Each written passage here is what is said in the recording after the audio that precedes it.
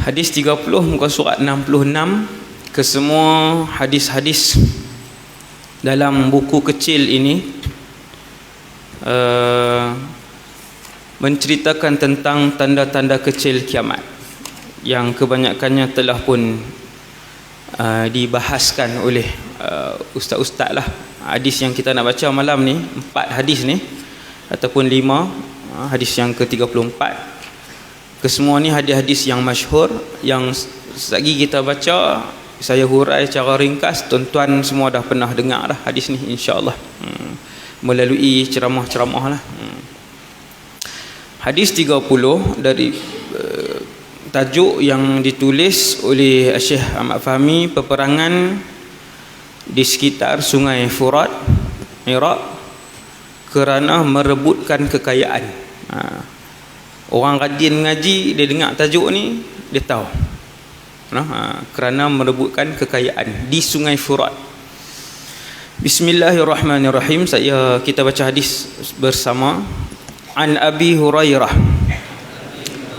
radhiyallahu anhu qala qala Rasulullah sallallahu alaihi wasallam la taqumus sa'ah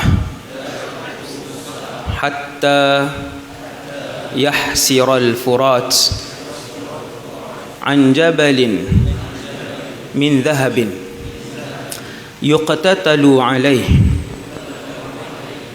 fayuqtalu min kulli mi'atin tis'atun wa tis'un tu 99. Fayaqul kullu rajulin minhum la'alli an akuna ana anju, wa fi riwayah yushiku an yahsira al-furat an kanzin min dhahabin faman hadarahu fala ya'khudh minhu syai'a. Muttafaqun alaih. Artinya daripada Abu Hurairah radhiyallahu anhu bahwasanya Rasulullah sallallahu alaihi wasallam bersabda, tidak terjadi hari kiamat sehingga Sungai Furat, iaitu sungai yang ada di Iraq, menjadi surut airnya sehingga kelihatan sebuah gunung dari emas. Ramai orang yang terbunuh kerana merebutkannya, maka terbunuhlah 99 daripada 100 orang yang berperang, dan masing-masing yang terlibat berkata, mudah-mudahan akulah orang yang terselamat itu. Dan dalam riwayat lain disebutkan, sudah dekat suatu masa di mana Sungai Furat akan menjadi surut airnya, lalu kelihatan perbendaharaan dari emas. Maka siapa saja yang hadir di situ, janganlah ia mengambil sesuatu pun dari harta itu. Hadis ni jelas dan selalu dibaca, telah pun masyhur di karangan kita. Kita tengok daripada atas balik, kita tengok terjemahan dia sebelum kita tengok keterangan muka surat 67 yang ringkas tadi, yang ditulis dihurai oleh Syekh Fahmi, pengumpul hadis kitab ni.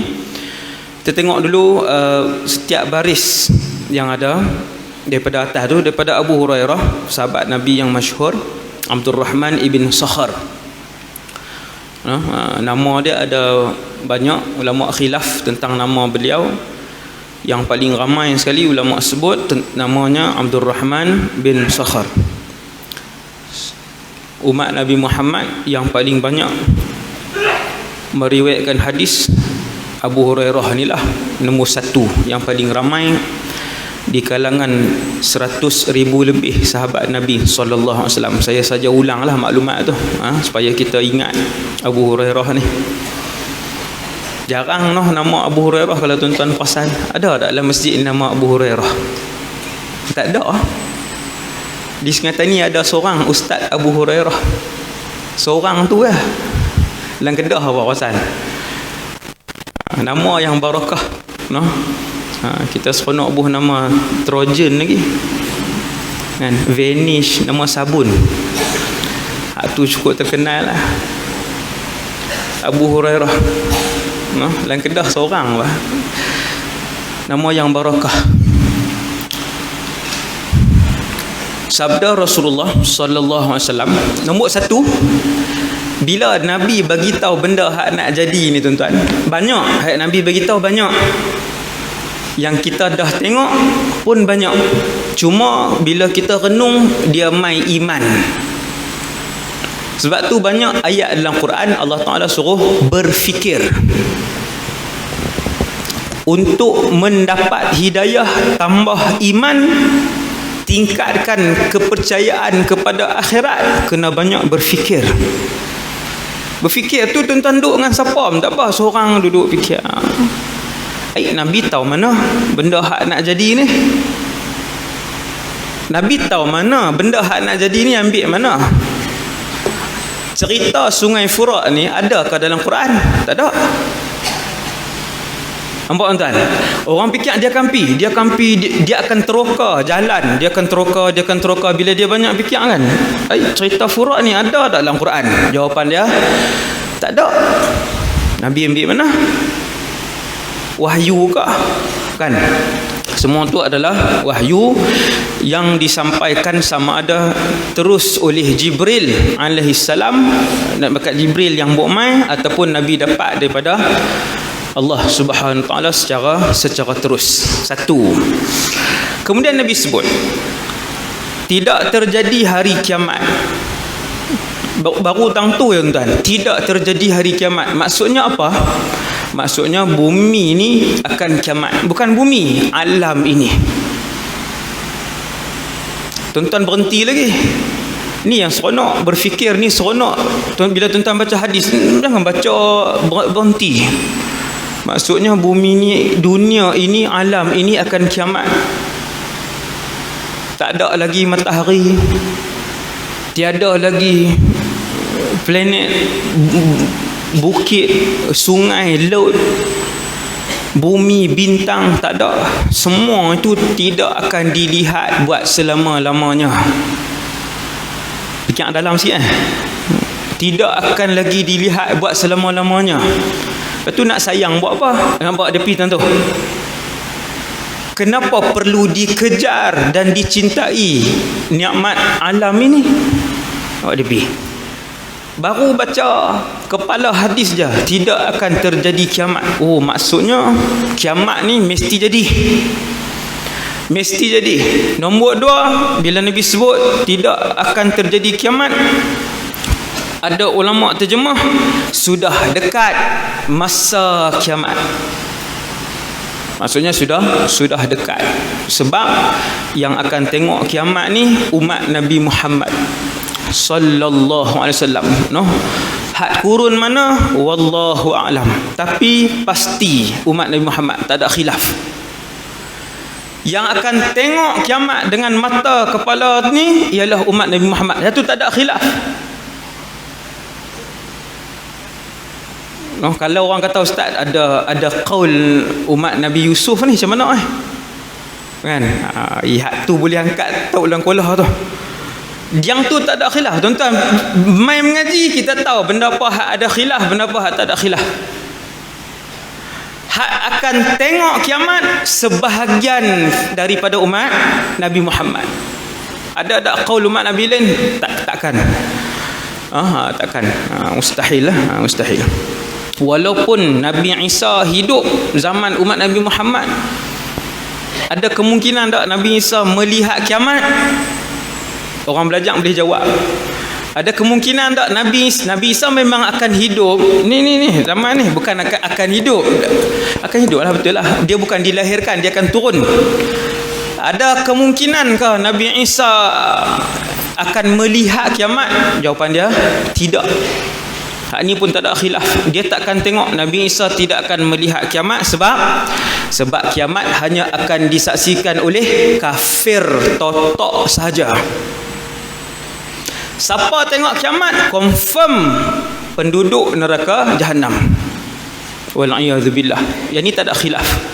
Yang ni tak ada khilaf. Tuan-tuan nampak, baru baca depan je, baru baca hadis Nabi, la taqumus sa'ah, takkan terjadi kiamat. Kemudian sehingga sungai Furat ni sungai zaman Nabi ke ada sampai hari ni? Ni 2019 ni ada tak lagi sungai Furat? Ada. Dia panjang, dia lalu Turki, dia lalu Iraq, dia pergi sampai Syria. Panjangnya sangat luas.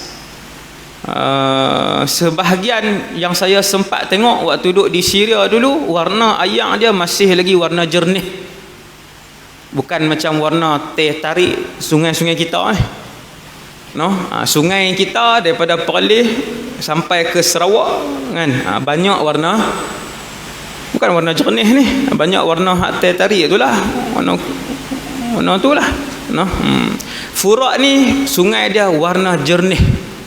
Apa nama ni, sungai Furat, orang boleh buat buku karang kisah yang berkaitan sungai Furat. Boleh buat 5-6 jilid pun boleh buat. Antaranya Uwais Al-Qarni yang Nabi duk cerita tu, di akhir-akhir hayat dia dilihat berada di sungai Furat kan, duduk di situ, dia duduk di situ, ada orang yang melihat dia berada di situ. Tu cerita panjang lah kenapa dia duduk di situ kan, berapa lama dia duduk di situ. Sungai Furat macam-macam kisah. Antara yang paling besar kisah yang berkaitan dengan sungai Furat yang semua orang tahu, sungai Furat ini adalah sungai yang sampai hari ini 2019 ada. Pilah tengok kan. Kalau pergi Madinah jumpa ada sungai Furat. Madinah tak ada. Kalau pergi Mekah tak ada.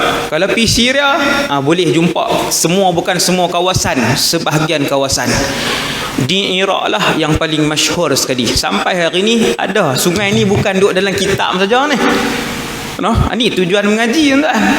Bila mengaji satu hari tuan-tuan pergi mana-mana, dia tulis sungai Furat. Ni hak Nabi sebutlah hadis tu kah? Ni hak Nabi sebut. Okey, kemudian tidak terjadi hari kiamat sehingga sungai Furat, iaitu sungai yang ada di Iraq, menjadi surut airnya sehingga kelihatan sebuah gunung dari emas. Macam mana ni? Sehingga kelihatan sebuah gunung dari emas. Senang aja. Senang aja. Iaitu kebanyakan disebutkan oleh para ulama hadis, maksud hadis ni ialah satu hari dekat dengan kiamat, sama ada sebelum tanda-tanda besar kiamat ataupun dekat betul dengan kiamat. Apa beza? Ni dua pendapat ni saya sebut ni, dua pendapat ulama hadis yang saya baca. Kumpulan pertama kata sebelum terjadi tanda-tanda besar kiamat. Tanda besar kiamat yang masyhur Imam dalam Sahih Muslim sebut 10.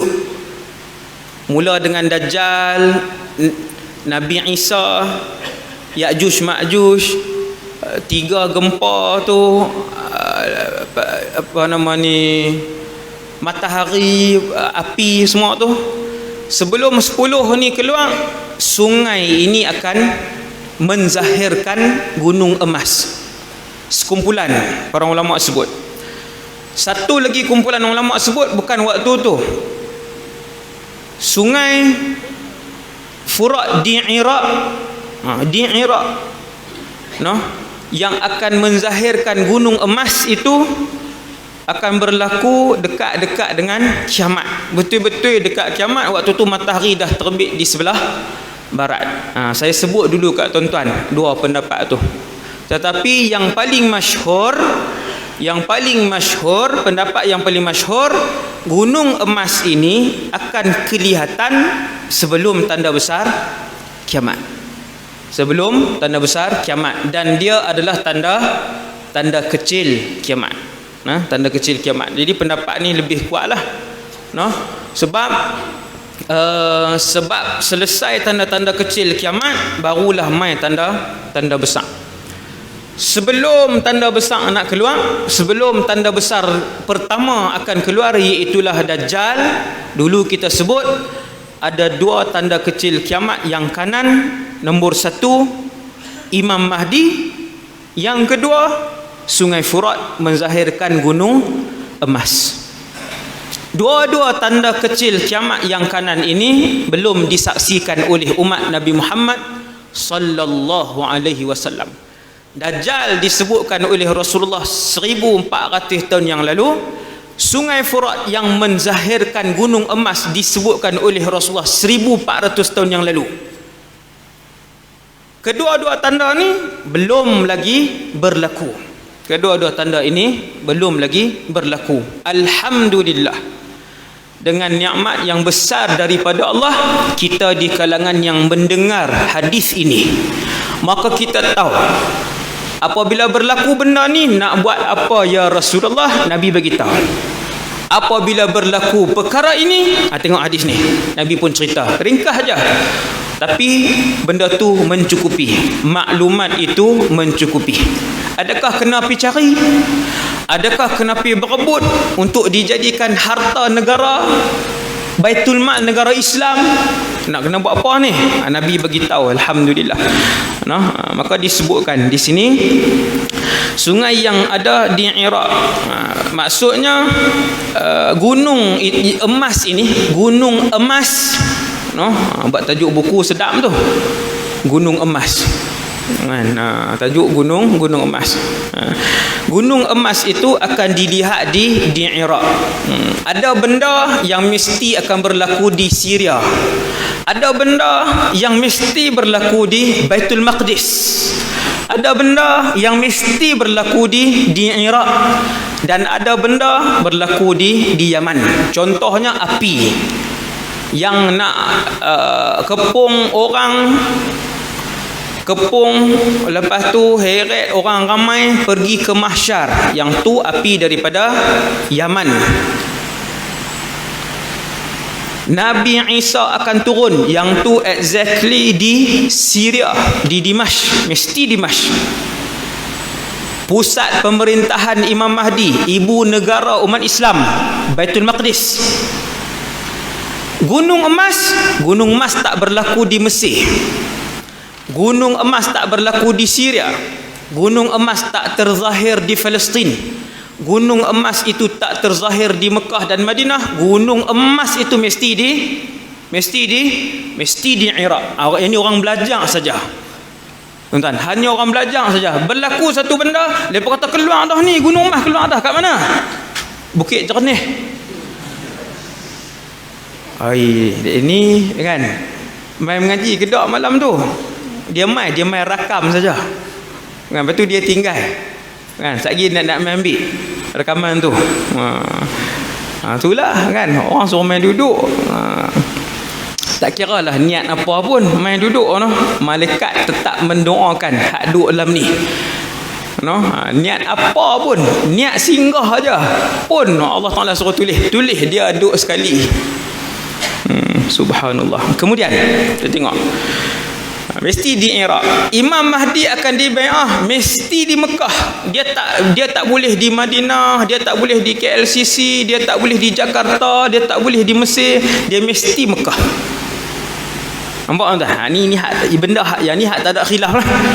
Yang ni yang tak ada khilaf. Yang bila kita sebut tang mana benda ni berlaku, dia mesti tang tu. Ada yang ada khilaf, ada yang tiada, yang tidak ada perbezaan pendapat.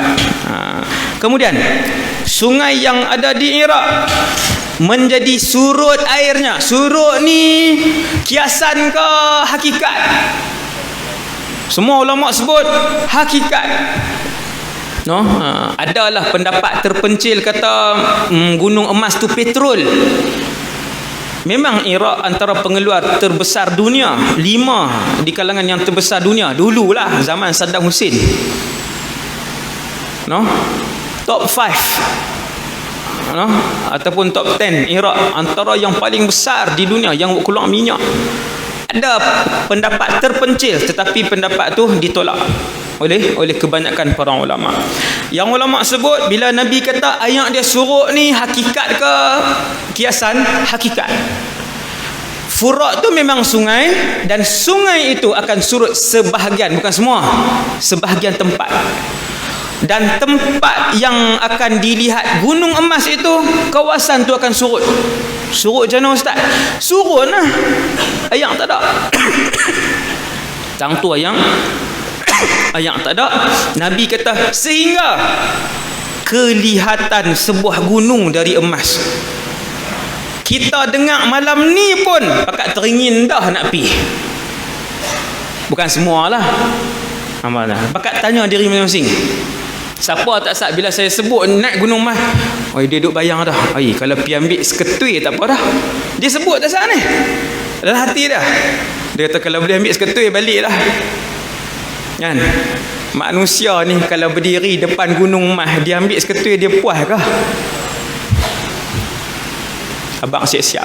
Tidak saya dan tidak tuan-tuan. Dia takkan balik. Dia takkan balik bila dia dapat seketul pun, dia takkan balik. Yang ni sumpah Rasulullah sallallahu alaihi wasallam bahawa manusia ni, tuan-tuan tengoklah orang kaya mana pun dalam alam ni, bila dia kaya dia nak lagi miskin, bukan lagi kaya, lagi banyak. Dia nak lagi banyak. Bila jumlah kekayaan dia 5 juta, dia nak 3 juta, dia nak suruh jadi 3 juta ke dia nak suruh jadi 6 juta? 6. Semua orang kaya. Semua orang kaya.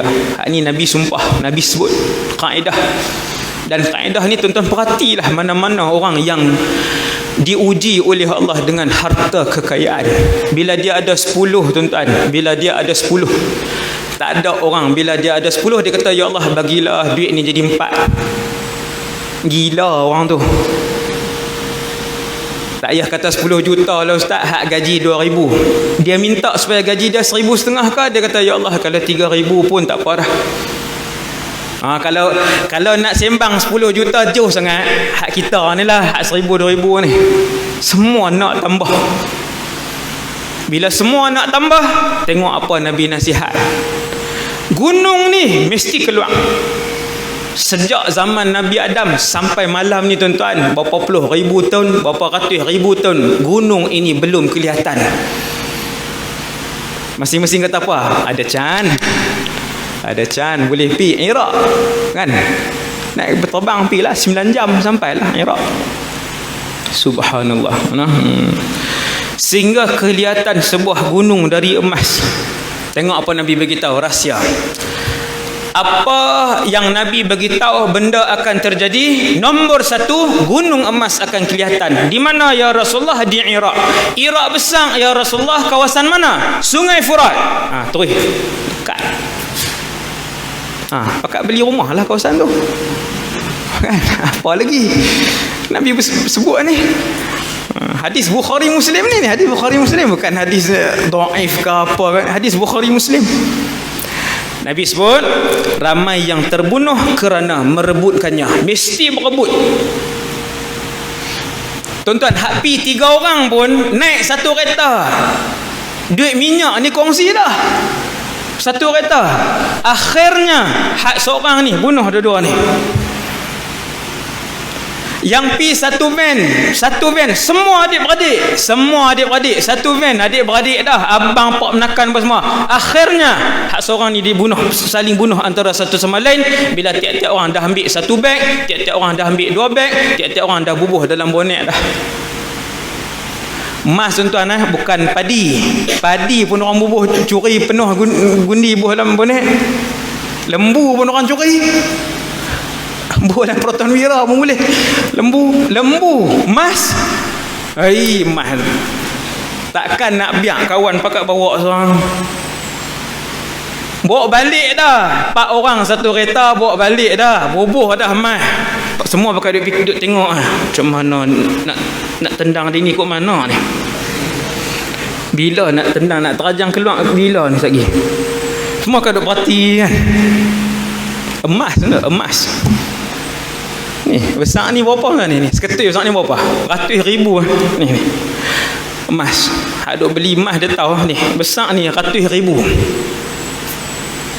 Emas. Kalau besar meja, bukan besar meja ni, gunung. Bilion lah. Bilion. Nilai waktu tu ialah bilion. Sebab tu Nabi sebut ramai yang terbunuh kerana merebutkannya. Tuan-tuan, yang bunuh ni siapa? Orang luar ke hak duk berebut tu bunuh? Hak duk berebut tu bunuh. 100 orang ke yang pi? Tak, Nabi nak sebut tu, nak bagi kita faham, kalau pi 100,000 orang, 900, kalau 100,000 orang 900 berapa? 99,999 mati. No, ataupun 99,000 orang mati. Yang selamat 1% saja daripada yang ada. Maka semua yang pergi ke Sungai Furat, ni ulama sebut semua yang pergi ke Sungai Furat ketika sebahagian daripada kawasannya kering dan menzahirkan gunung emas, pasti membunuh orang. Faham tak? Mesti bunuh. Mesti bunuh orang. Untuk mendapatkan, dia mesti bunuh untuk dia dapat emas tersebut.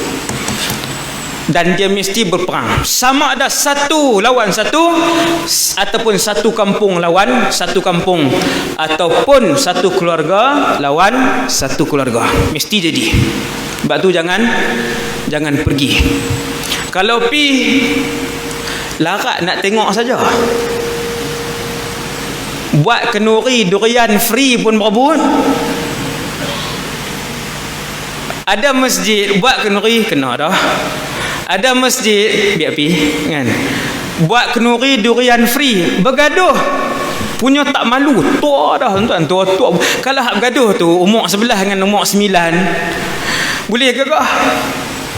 Durian pun berebut emas. Ini nak bagi faham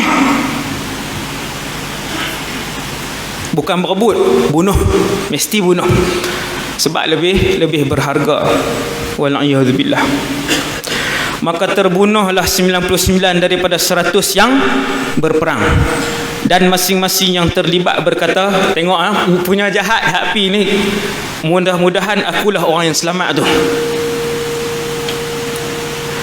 Tiap-tiap orang yang pi ke gunung emas itu semua kata, mudah-mudahan hak selamat aku. Lagi yang mati hak lain ni. Yang pi itu semua berharap dia boleh bunuh semua hak yang pi.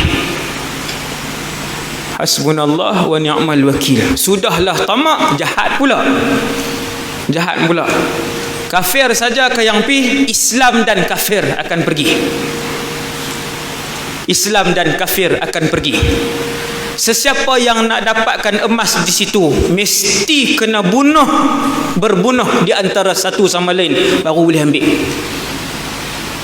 Sudahlah bunuh di antara satu sama lain. Keluarga bunuh ahli keluarga, orang kampung bunuh ahli orang kampung, Islam bunuh orang Islam. Tiap-tiap seorang tu pula Nabi kata semua berharap dialah yang satu-satunya yang selamat. Sebab apa? Sebab setiap orang yang pi nak dialah yang paling banyak. Tuan-tuan tengok filem kan banyak bunuh tinggal seorang. Kan bila berebut kekayaan. Wal'iyadzubillah. Kemudian sudah dekat suatu masa di mana Sungai Furat akan menjadi surut airnya. Lalu kelihatan perbendaharaan dari emas. Perbendaharaan dari emas. Maka siapa saja yang hadir di situ, tengok Nabi pesan, janganlah ia mengambil sesuatu pun dari harta itu. Kenapa Nabi kata jangan ambil? Kata para ulama, sebab yang pertama, antara sebab yang disebutkan oleh para ulama kenapa jangan ambil harta tu yang saya sebut tadi. Sebab siapa saja yang ambil dia kena bunuh orang lain. Kita kata, Pak Ustaz, tak bolehkah dia ambil tu dia balik? Tuan-tuan yakin ke? Tuan-tuan yakin ke? Diri kita ni pergi ambil seketui, lepas tu dah. Ni gunung ni. Dia ambil seketui, buah lambat. Dia kata, Alhamdulillah, ya Allah, tara ni cukup dah. Lepas tu balik. Ni Nabi kata ni Nabi sebut. Yang pi ke situ, ambil emas, mesti bunuh orang. Pasal apa? Pasal emas tu banyak. Pasal emas itu banyak, maka dia takkan cukup dengan sikit. Maka Nabi kata, kalau pun tiba-tiba dia duduk di situ, bukan tiba-tiba lah rumah dia di situ ke, dia ziarah anak dia konvo di Universiti Baghdad ke, contohlah tuan, dia kerja ke dengan syarikat minyak offshore kat sana ke, wallahu alam, ada kat situ, dia ada. Waktu sungai tu surut, gunung emas kelihatan, dia ada di situ. Ingat balik hak malam ni. Nabi kata, fala ya'khudhu minhu syai'ah. Fala ya'khudh minhu syai'ah. Jangan ambil, Nabi kata. Kalau ambil, hang mesti tak cukup. Ketika hang tak cukup, hang mesti nak bunuh orang lain. Maka Nabi gambarkan betapa setiap orang tamak dan jahat waktu tu. Daripada 100 orang, 99 mati. Banyak kan? 99 mati ni banyak. Bukan 10%. Kalau pi 100 orang, balik hidup 90 pun cukup jadi dah. 10 mati tu pun banyak dah. Pi 100, yang balik hidup hanyalah seorang. Banyak mana dia buh dalam kereta dia tahu. Mah berat no. Mah berat bukan. Dia bukan kapas. Dia berat, dia kilo lah. Nak ambil 200 kilo, nak heret ngapa pakcik? 200 kilo pakcik nak heret ngapa? Kan? Kemudian fala ya'khudh minhu syai'ah, maka Nabi bagi nasihat pada saya dan kita semua yang hidup di akhir zaman untuk tidak mengambil sesuatu pun dari harta itu. Para ulama sebut 2 sebab. Yang pertama, siapa yang nak ambil harta itu, iaitu emas, iaitu emas, dia mesti bunuh dahulu orang lain. Bunuh tu pula bukan bunuh seorang, kata ulama, yaqtulu adadan hatta yahsula ila zahab. Dia mesti bunuh sejumlah orang baru boleh dapat hak sebahagian hak dia nak boleh ambil tu. Dia kena bunuh sejumlah orang.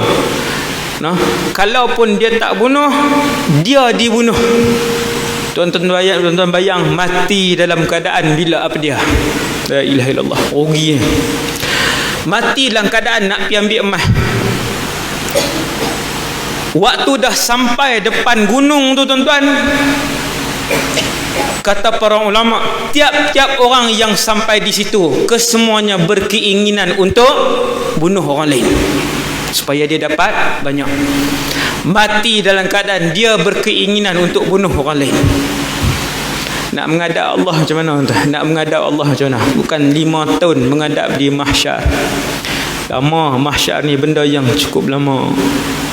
10,000 tahun paling sikit, tempoh yang paling sedikit kan, berpuluh ribu tahun nak tunggu di mahsyar. Mati dalam keadaan apa? Dalam keadaan mempunyai keinginan yang cukup tinggi untuk bunuh orang Islam lain. Sebab tu jangan dekati. Jangan dekati tempat ni. Jangan dekati tempat ni. Kalau dia dapat pun dia mesti bunuh orang. Kalau dia tak dapat, dia dibunuh. Dia dibunuh dalam keadaan dia pun nak bunuh orang lain. Ataupun pendapat kedua, para ulama sebut, kenapa tak jangan ambil? Ini pendapat yang minoriti tadi ni, kerana kiamat sudah dekat. Ini pendapat kedua yang kata gunung emas ini akan kelihatan dekat dengan kiamat. Waktu tu matahari pun dah terbit sebelah barat, baru nampak gunung emas. Ini pendapat kedua. Boleh jadi hak ni pun betul. Wallahu alam. Al-ilmu indallah. Hakikat apa yang nak berlaku di sisi Allah Subhanahu Wa Taala. Pendapat kumpulan ulama kedua ni kata dekat dengan kiamat. Matahari naik belah barat dah. Tuan-tuan, matahari naik dah di sebelah barat dah. Tuan-tuan kan tengok kejadian dia. Apa lagi? Kejadian dia waktu tu orang sebut Allah tapi orang tak tahu kan benda apa dia, perkataan Allah itu apa, sebutan Allah tu apa dia, tahu. Noh. Jadi kata para ulama, kalau ambil pun tak ada guna pun duit tu. Sebab tu Nabi kata jangan ambil. Ini sebab kedua. Tak ada guna pun, dekat dah dengan kiamat. Berebut, kawan ni bunuh, kawan ni dibunuh, semua hak dapat tak ada guna pun. Dekat nak kiamat. Yang ni pendapat yang kedua. Kita tengok hadis yang seterusnya. Hadis ke-31. Tak ada imam untuk solat berjemaah. Yang ni suasana bila? Yang ni suasana dekat dengan kiamat. Ini hak yang hak sebut Allah, tak ada siapa tahu tu. Noh, nak tolak siapa jadi imam pun tak tahu. Bibit-bibit dia ada, bibit-bibit sudah ada. Kita tengok hadis ni. Bismillahirrahmanirrahim. Kita baca sama-sama. An Salamata bintil Hur. Binti itu binti lah. Al-Hur nama ayah dia. Hur nama ayah kepada sahabat yang meriwayatkan hadis ni. Radhiyallahu anha qalat sami'tu an-nabiyya sallallahu alaihi wasallam yaqul ya'ti 'ala an-nas zamanun yaqumuna sa'atan la yajiduna imama yusalli bihim. Hadis riwayat Imam Ibnu Majah. Yang meriwayatkan hadis ni seorang sahabat sahabiyah. Kalau lelaki sahabi, kalau laki-laki sahabi, kalau wanita sahabiyah. Boleh jadi malam ni kali pertama kita dengar nama sahabat ni, iaitu Salamah. Sahabat yang perempuan lah, zaman Nabi, yang hidup zaman Nabi, Islam, mati dalam Islam, dan pernah bertemu Rasulullah, pernah bertemu muka dengan Nabi SAW, baru dapat title sahabi kalau laki-laki. Kalau perempuan sahabiyah. Sahabiyah ni, sahabiyah lah ni, nama apa? Salamah. Nama sahabiyah ni Salamah. Nah, ramai di kalangan kita malam ni lah pertama kita dengar. Nah, nak tengok sahabat yang riwayatkan hadis ni perempuan, tuan-tuan tengok dalam bahasa Arab yang mana ada kitab radhiyallahu anha. Anha tu perempuan lah sahabat yang meriwayatkan hadis ni. Kalau radhiyallahu anhu laki-laki, dhamir tu dhamirun muttasilun mabniyun ala dhamm, noh, fi mahalli jar biharfil jar. Noh, hak mengaji surah i'rab nahwu apa qalat. Nak tahu perawi itu wanita, tengok tang qalat. Kalau laki-laki qala, qal. Kalau qalat wanita, no, hiya. Aku mendengar Rasulullah sallallahu alaihi wasallam bersabda, akan datang suatu zaman di mana pada waktu itu orang ramai berdiri tegak beberapa lama kerana mereka tidak mendapatkan orang yang layak menjadi imam untuk solat mereka. Hadis riwayat Imam Ibnu Majah. Nabi sebut, satu hari kamu akan tengok mai satu masa sepakat duk soh-soh pakai duk tengok. Siapa nak naik? Tak kot. Tak maaf. Tak erti. Semua tak erti, tak mau, tak layak, tak boleh, tak. Lama berdiri, bukan 5 minit. Berdiri untuk tempoh yang begitu lama. Tak ada siapa boleh naik jadi imam. Tak ada siapa boleh naik jadi imam. Bibit-bibit ni ada tak lagi? Ada. No? Ada. Bila berhenti, terutamanya RNR ke apakah, lagi lah. Lah kali dah bila ramai yang tak boleh jadi imam, jadi macam mana? Bayang sendirilah, senang, selamat. Baca apa pun betul. Kan? Baca macam mana, tajwid ke tak tajwid, betul. No?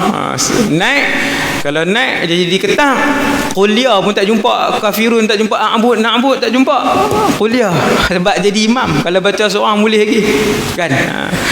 Sampai suatu masa Nabi sebut dekat dengan kiamat, pakat berdiri, lama berdiri, semua tak boleh naik, semua tak mampu. Apa bibit dia? Bibit dia pada hari ni ialah kebanyakan yang naik, hak boleh naik jadi hari ni, yang dilantik hari ni untuk jadi imam di masjid, di kalangan yang tak berapa layak, yang tak lulus, no? Benda ni saya perhati. Saya perhati. Bila baca hadis-hadis akhir zaman, saya perhati. No? Sebab saya ceramah. Kan? Sampailah ke Sabah, Sarawak, sampai ke pedalaman, sampai ke Johor, sampai ke Pahang, pusing kan. Bukan seronok-seronok pusing. Orang panggil pi lah. Minggu depan Sabah, Putatan. Kan? Tuan-tuan, sampai ke Johor, bila semayang di masjid besar pun, ini saya sebut tuan-tuan, bila semayang di masjid besar, habis semayang saya tanya, panggil JK Hak jemput saya kata, yang ni imam ganti ke imam, dia kata imam utama Ustaz. Maka saya sebutlah hati, inna lillahi wa inna ilaihi raji'un. Bacaan, no? Bacaan tu tak elok. Bacaan tak elok. Bukan kita bacaan lagi elok pada dia. Cuma dengan pengetahuan kita yang sikit ni pun, dia baca tu dah tak layak untuk jadi imam. Betul tuan-tuan. Ini yang saya perhati. Banyak saya pusing. Kecuali di Matin ni, alhamdulillah. Matin antara tempat yang lulus.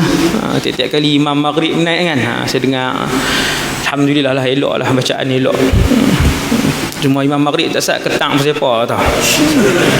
Siapa dia tadi? Duk dengar ada ketang apa tahu. Tapi bacaan elok. Cumanya qiraah Hafiz an Asim markah penuh, siratal ladzina an'amta alaihim ghairil maghdubi alaihim waladdallin. Jangan berhenti. Riwayat Hafiz an Asim, siapa yang ngaji qiraat, bacaan dia yang tu saja. Riwayat Hafiz an Asim, bacaan ayat ke-7 surah Fatihah, siratal ladzina an'amta alaihim ghairil maghdubi alaihim waladdallin, amin. Dia sambung. No, hak mana yang berhenti tidak tepat, tapi tak batal semayang. No, tapi tak batal, tapi tak kurang tepat. Boleh tanya ustaz-ustaz yang ngaji qiraat.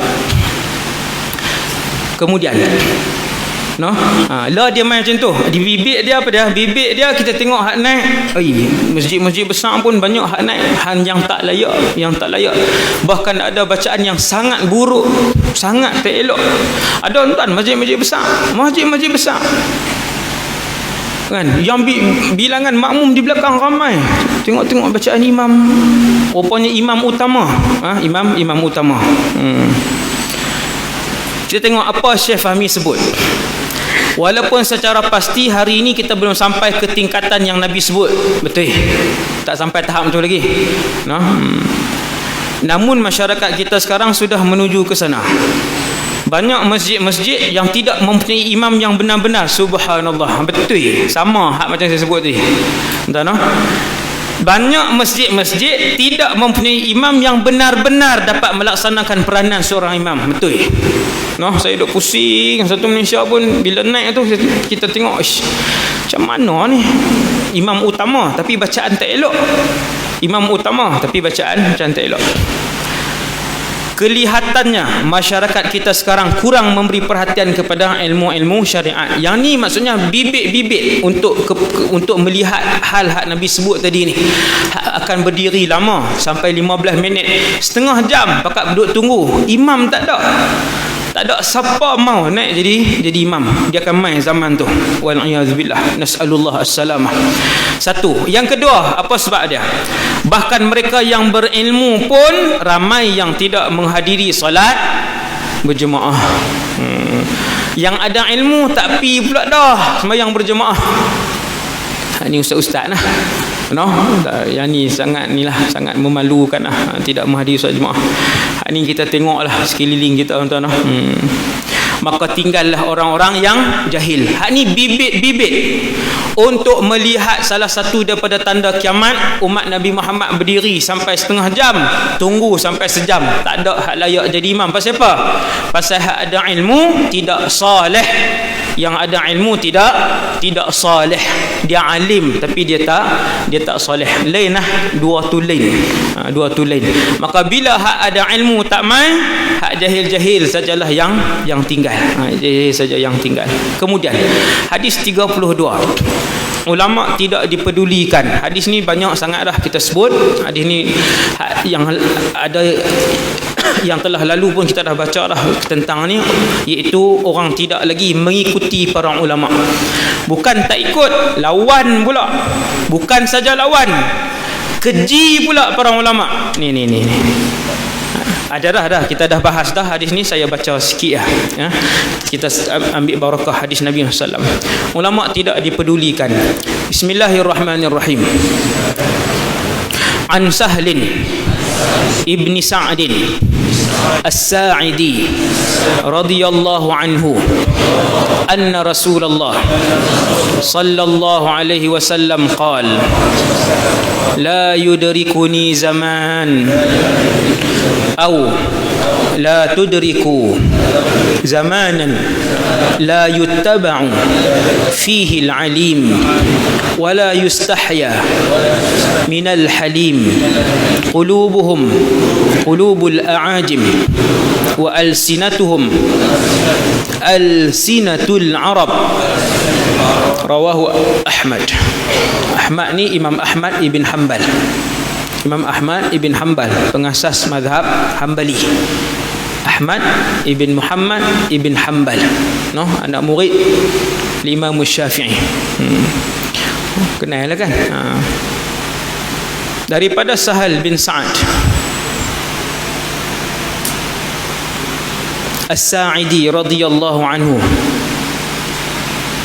bahwasanya Rasulullah sallallahu alaihi wasallam bersabda, ya Allah, kata Nabi. Ini Nabi sebut, ya Allah, janganlah engkau pertemukan aku dengan suatu zaman. Zaman apa? Zaman ni kita sebut saat. Subhanallah. Dan mudah-mudahan Nabi doa untuk sahabat pula. Kamu ni siapa? Sahabat hak duduk depan-depan Nabi waktu tu. Juga tidak bertemu dengan satu zaman itu. Zaman apa tu ya Rasulullah? Di mana para ulama sudah tidak lagi diikuti. Zaman orang berani mengeji para ulama. Bila ulama berkeluar hukum, bila ulama cerita, dia kata tu dia macam anak Tuhan bercakap. Ada komen macam tu, lebih pada tu hari ni. Ulama berkeluar hukum bukan daripada poket dah, daripada hadis Nabi. Dia kata apa? Dia komen bawah tu macam anak Tuhan cakap.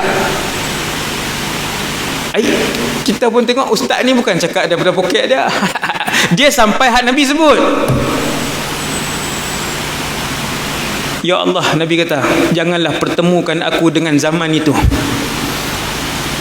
Maka kita bagi tahu, ya Rasulullah, kami berada pada zaman itu.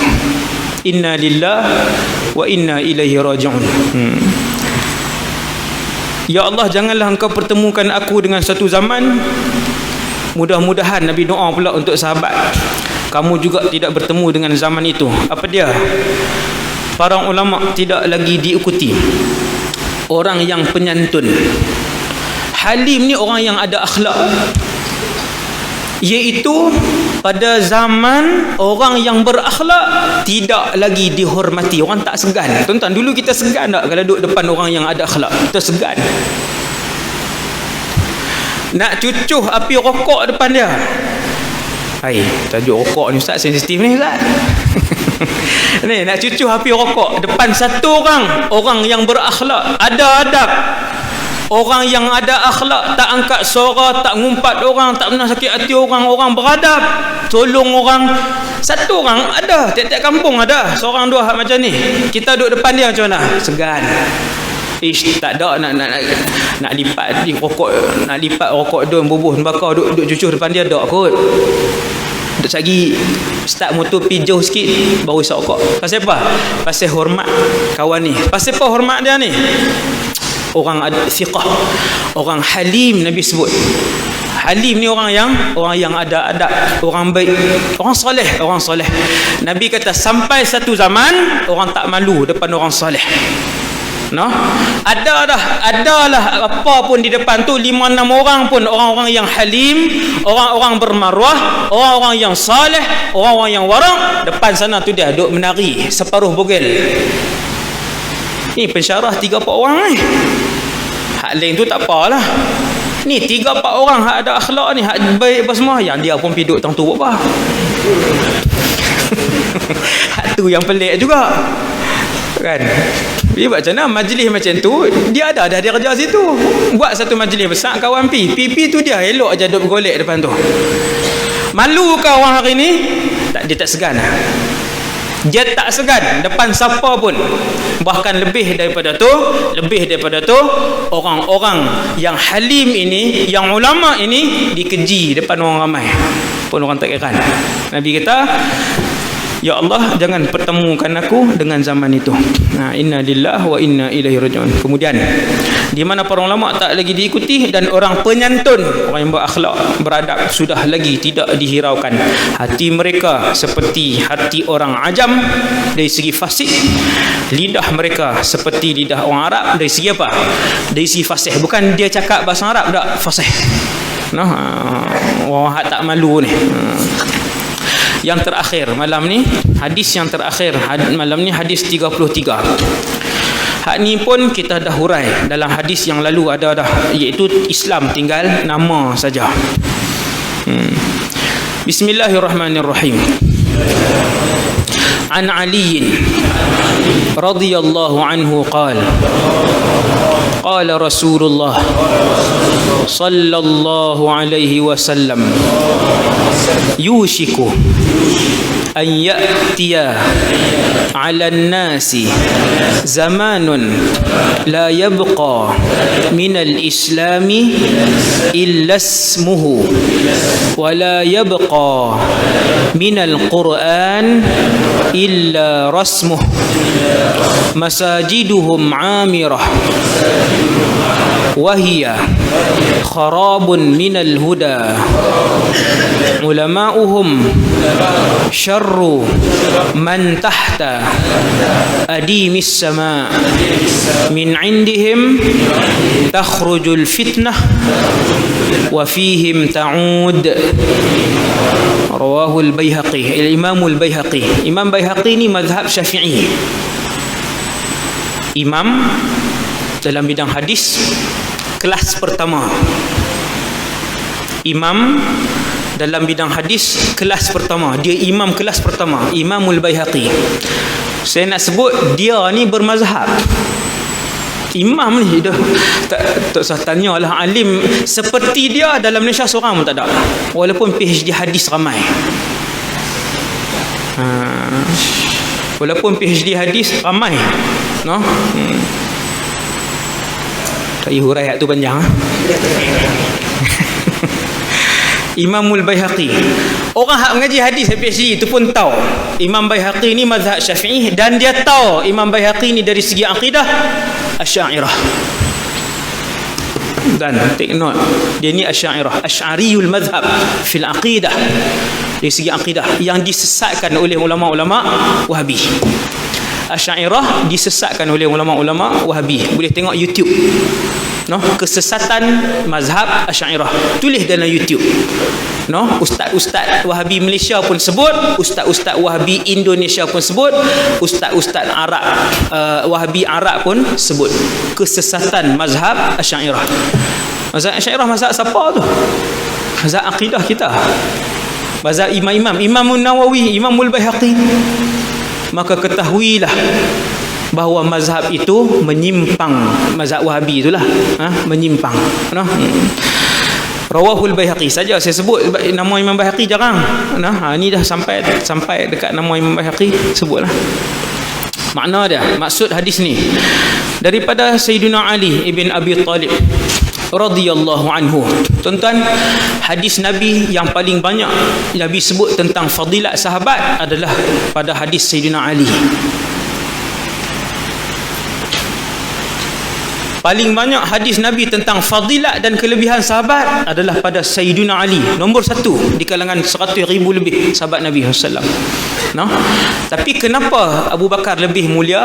Sebab walaupun ada Abu Bakar pun banyak juga tentang kelebihan dia, Sayyidina Umar, cuma Sayyidina Ali ni bilangan hadis lebih banyak, bilangan kelebihan dia lebih banyak. Pun begitu tidak menunjukkan Abu Bakar Sayyidina Ali lebih mulia daripada Abu Bakar. Tidak. Abu Bakar lebih tinggi darajahnya. Ini kita ulama Ahlussunnah wal Jamaah begitu kita punya pegangan kita.